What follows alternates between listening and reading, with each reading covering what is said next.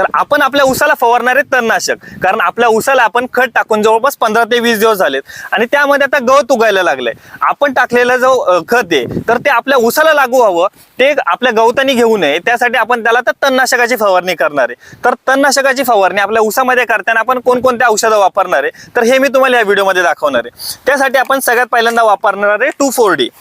2,4-D नंतर आपण धानुजिन घेतलंय, हे सिलेक्टिव्ह हर्बिसाइड आहे, ह्यामध्ये ॲट्रेझिन कंटेंट आहे. त्याच्यानंतर आपण घेतलंय तमरचं, ह्यामध्ये ॲमिट्रिन कंटेंट आहे. हे आपण 1 किलोचा पॅक घेतलाय. त्यानंतर धानुजिनचा जो ॲट्रेझिन आहे तर तो 500 ग्रॅमचा पॅक घेतला. आपल्या 10 पंपांसाठीचा मी तुम्हाला हे सांगतोय. त्यानंतर हे 1 लिटरचा आपण 2,4-D घेतलेलं आहे. तर ह्याचं आपण औषध तयार कसं करतो तर त्यासाठी आपण एक बकेट घेतो, त्यामध्ये 9 लिटर पाणी घेणार आहे. त्यामध्ये 1 लिटर आपला 2,4-D त्यामध्ये मिक्स करणार.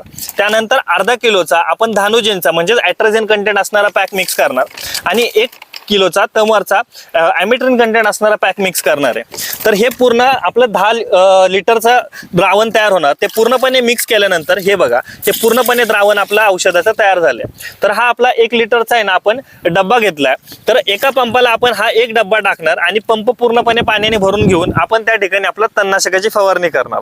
गवत जर खूप जास्त असेल त्या ठिकाणी आपण दाट फवारणी करतो आणि ज्या ठिकाणी कमी असेल त्या ठिकाणी थोडी विरळ फवारणी करतो. तर ही फवारणी आपल्याला पावसाच्या आधी घेणार आहे. आता पाऊस थांबलाय, आता सध्या पाऊस नाही तर आपण त्यामध्ये तणनाशक मारून घेणार आहे. तणनाशक मारल्यानंतर त्यामधलं तण मेलं तर आपण जेवढं खत टाकलंय ते सगळं आपल्या ऊसाला लागू होणार आहे आणि आपल्या ऊसाची वाढ चांगल्या प्रकारे होणार आहे. मी हे तणनाशक वापरतो. तुम्ही कोणकोणते तणनाशक तुमच्या ऊसासाठी वापरता मला कमेंट सेक्शन मध्ये सांगा.